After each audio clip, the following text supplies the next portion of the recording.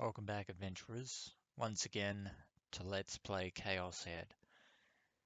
In the last episode, having failed to come up with anything to converse with Rimi with, Takumi instead decided to return to his investigations of the US patent as well as the various theories that were pretty much given to him by Sena Aoi, and was surprised to find that in addition to the patent from Victor Conville University, there was also an American lawsuit by an individual who is claiming that he was subject to this, well, to some various forms of testing using this technology without his consent or knowledge, which probably led to the executive order being implemented. Of course, since this is Rimi's first time pretty much looking at this,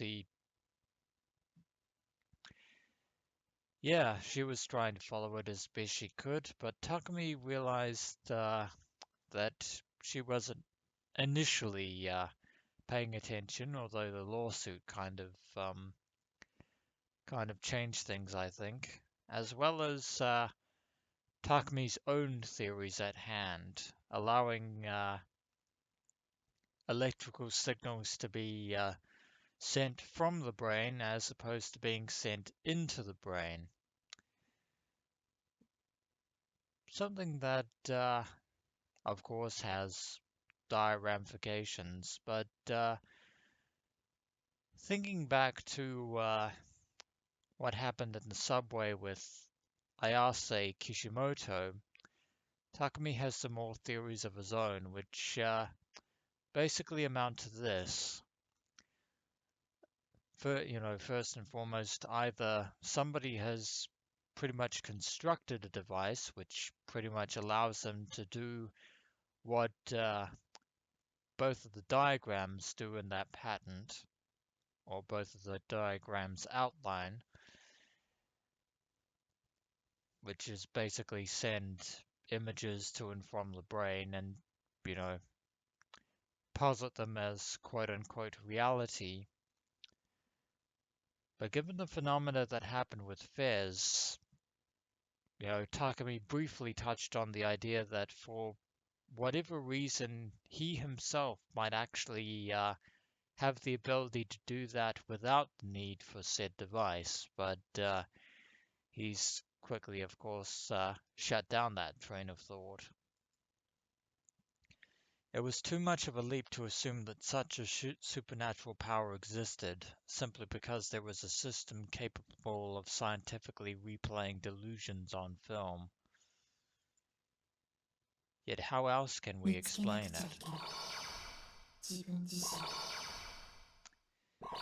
And speaking of which, there's his words of once again telling him to find his D-sword, and well, it's that time again. Takumi's imagination as well as his own biorhythms are having an impact of sorts. So naturally, of course, in my usual fashion, I'm going to start by going down the green path of Takumi Nishijo's imagination.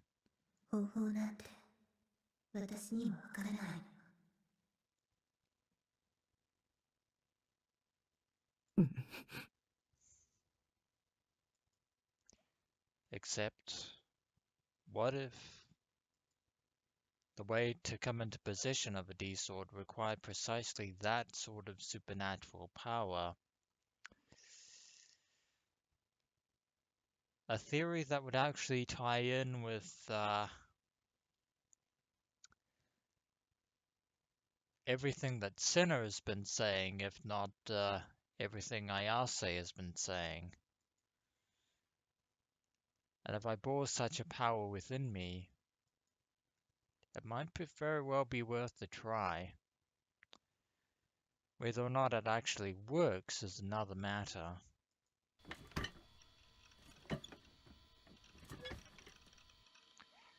Leaving Rimi to gaze at the monitor, her eyebrows furrowed, I picked up the toy D-sword propped up in the corner of my room. I stood in the center of the room and held it up at eye level, just like an Ensu character. I closed my eyes.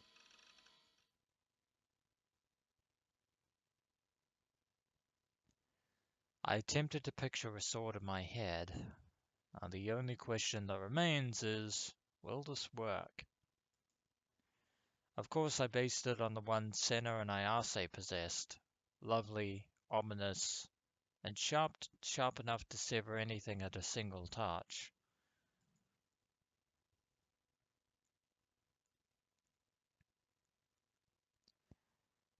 Huh. We are getting some hazy form of a mental image. I'm good at daydreaming. After all, I have all kinds of daydreams on a daily basis. Yeah, we've been going through those at various points in time. If I wanted to, I could come up with a clear vision that included even the tiniest little details. When I had somehow managed to solidify my mental image, I gripped my molars and clenched the sword in both hands. And Takumi is repeating "become real" several times. I prayed. I thought of solely one thing. I was currently gripping a true D-sword, not a knockoff, the real thing. I flexed all the muscles in my body. Come, show yourself before me. Please bring me salvation. Please protect me. I stealthily opened my eyes.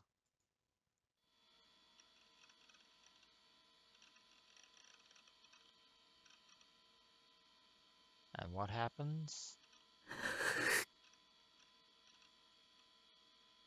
The sword I held on high hadn't changed a bit. As before, it was a cheap-looking toy.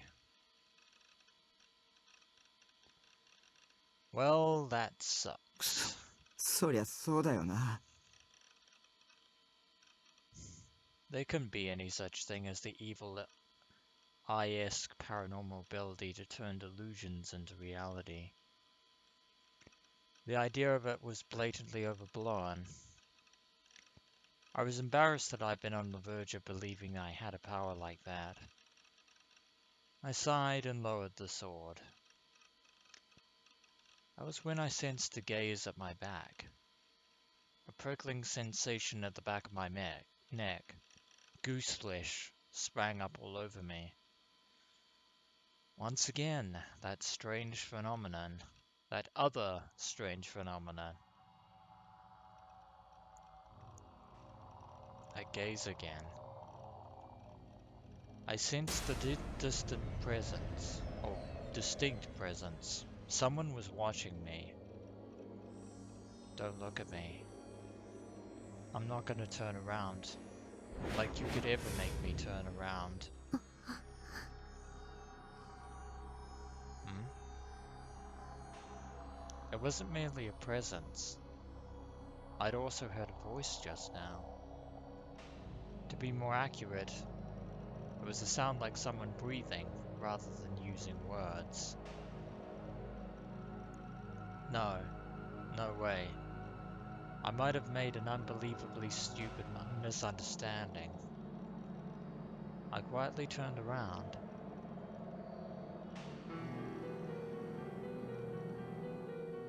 The only other person here is Rimi, but she has a very serious expression on her face. Rimi was staring at me, and expression that is completely at odds with her previously cheerful demeanor. Oh, so that was it. It made sense that I picked up on a much more vivid presence than usual, which was natural enough since she'd been watching me, and it wasn't just me having the feeling of being watched. She'd sure misled me. Wait, had Rimi seen the part where I brandished the sword, exposing my immature middle school student's mentality from start to finish? That would be pretty humiliating. And yet she's still staring. Something about her was strange. Rimi wrinkled her forehead as she stared in my direction without a single blink. On top of that, she wasn't looking at me, but rather at the toy D-sword I held. Why was she wearing such a grave expression? She seemed like a different person from when she had tilted her head upon hearing what I had to say about the patent. And that memory again. The memory of before. Unpleasant memories grazed the back of my brain. Rimi was my ally. She was supposed to be. And yet the events of her presence at the staking incident still haven't been explained or resolved. In other words, there is still something about Rimi Sakihata we don't quite account for just yet. That meant that that didn't mean I solved every one of her mysteries. Did Rimi know something about these swords? Hell of an accusation there, Takumi Nishijo, and once we ask that question aloud, something tells me that we're never going back from this point.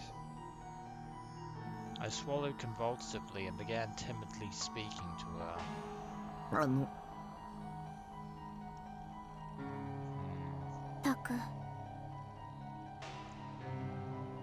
Her gaze fixed in place, Rimi opened her mouth. She spoke in a stifled voice, one empty of all emotion. その件だけど Rimi was my ally, right? She wouldn't betray me like you would she? Even if Rimi betrayed me, 捨てた方がいいと思う。どうして It's definitely a bit sudden. My voice had come to cracking, close to cracking. Had I been right to think Rimi knew something? だって Finally shifting her line of sight, Rimi met my gaze straight from the front. I hastily averted my eyes. After all, what are you saying? だってもう高校生だし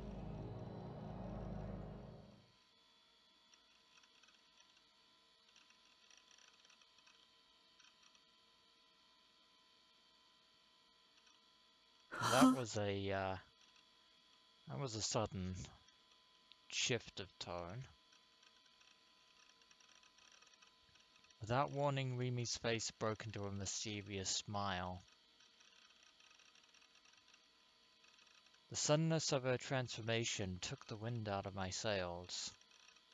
そりゃ男の子っていくつになってもそういうおもちゃが大好きなんだなってのはなんとなくわかるけど、さすがにそんな大きなおもちゃ一人で部屋で振り回してるのはどうかと思うよ。それが許されるのは小学生までじゃない？ま、でもタクの個人的な趣味を私の前で披露してくれたってのはちょっと嬉しいかも。私にだけ秘密を教えてくれたみたいで。あ、What's with that? Huh. I gotten freaked out for no reason.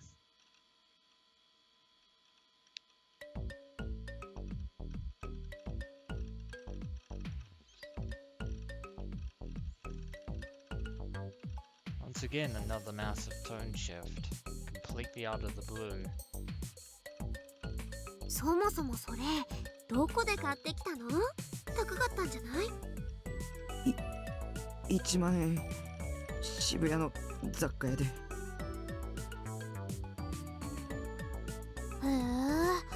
え、1万円か。安いのか高いのかわからないけど。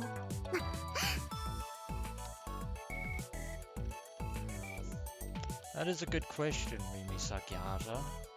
The answer is yes. でもそんな大きなおもちゃが普通に売ってるんだね。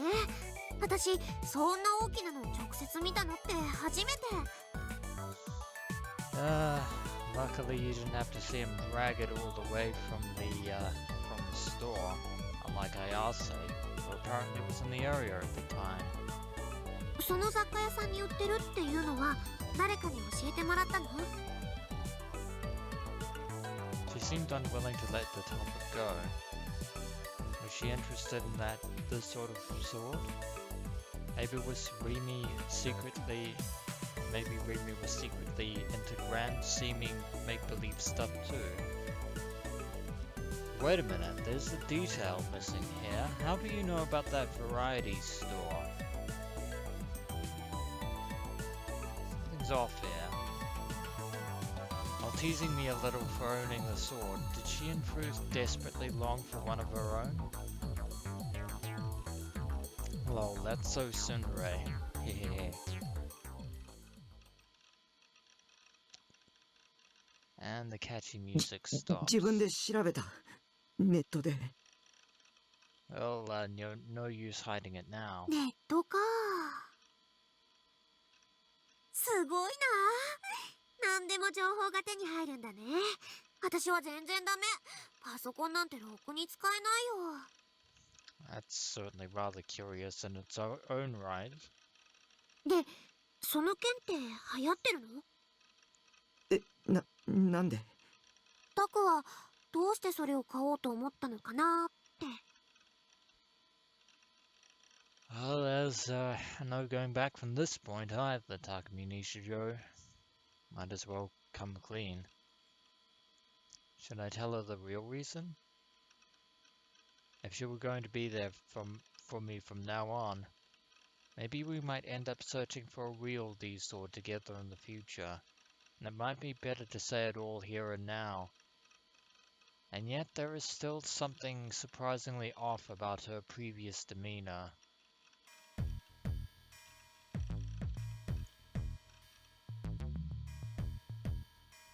これは偽物だけど、本物があるんだ。本物？ Rimi regarded me dubiously, tilting her head. 本物を持ってる人、僕知ってるんだ。2人いる。同じ学校の女子。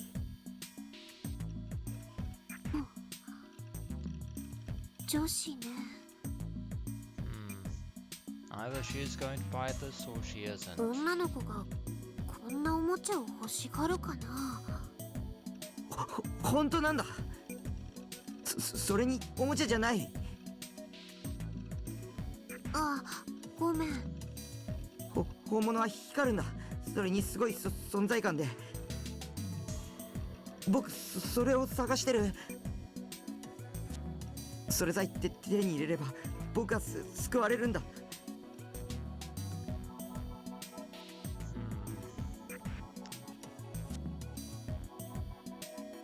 For some reason, Rimi is wearing a rather sad expression, different from the grave expression that she wore earlier. 救われるって。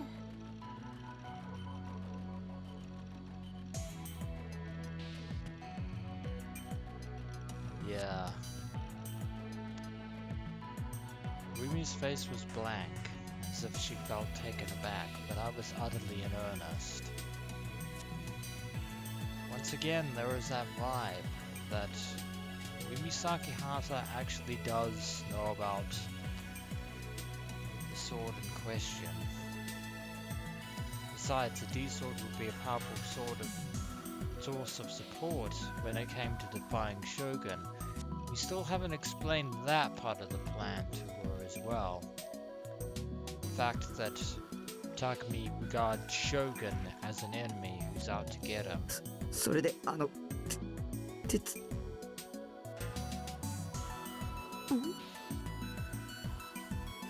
I wanted to ask her to help me search for it.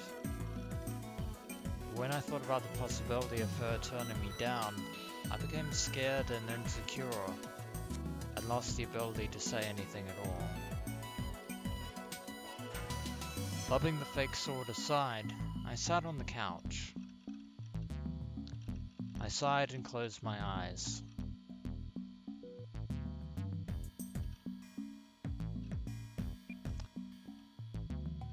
Well, no helping it, I suppose.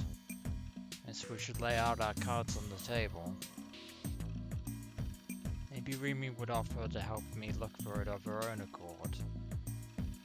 If so, I'd give her my okay ASAP. Although it certainly wasn't realistic to expect that much. It was just up until now, Rimi had emerged in front of me whenever I was in a pinch. As though she had heard the voice of my heart, as though she were riding in on her white horse. And so, maybe... とにかく、もし本物があったとしても、それこそ買ったりしちゃダメだよ。今タクが持ってるのはおもちゃだからいいけど、本物ってことは銃刀法違反になっちゃうんだから。Of course, we haven't explained the part where only certain people can actually see the swords in question. So, unless that included regular police, in this instance, I doubt we have to worry about the swords and firearms control law. She instantly shattered my expectations. I'm disappointed in you, Rimi. Well, no doubt her reaction was quite upstanding from the point of the view of your average Joe. These past few weeks I'd run into all kinds of unexplainable things, and I'd been on the brink of believing everything Senna and Ayase had told me. Probably with good reason.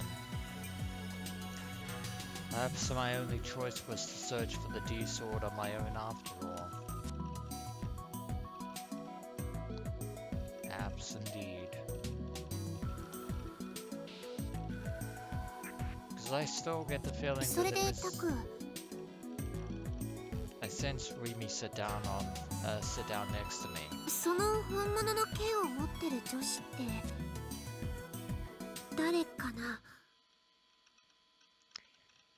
I heard a voice from close by. She was right beside me. The two of us all alone in a dim closed room. Moreover, we were sitting next to each other. It's a state of emergency. I'd entered a state of emergency. タクに女子の知り合いが私以外にいたなんてちょっとびっくり。 I'm not the only one. もしかして彼女？ So we really are going to end up talking about that kind of thing. Could it be that Rimi was tempting me?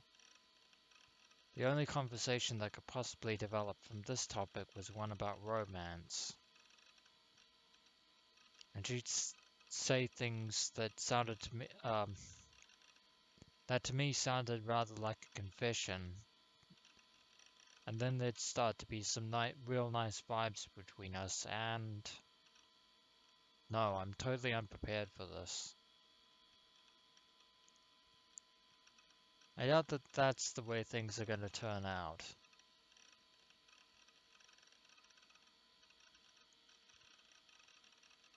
Regardless. I opened my eyes and frantically shook my head. Both Ayase and Senna were mysterious beings. Both of them were weirdos, but in a cute, eccentric way. Though if Senna heard that, she would probably be very upset. I'd have moed over them if they were 2D characters, but I couldn't moe over something three-dimensional.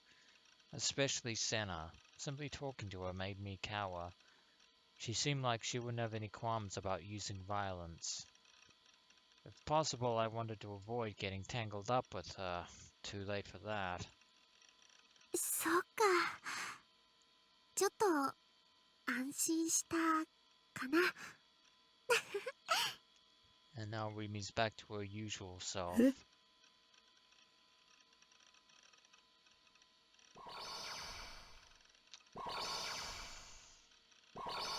It's a flag. Yet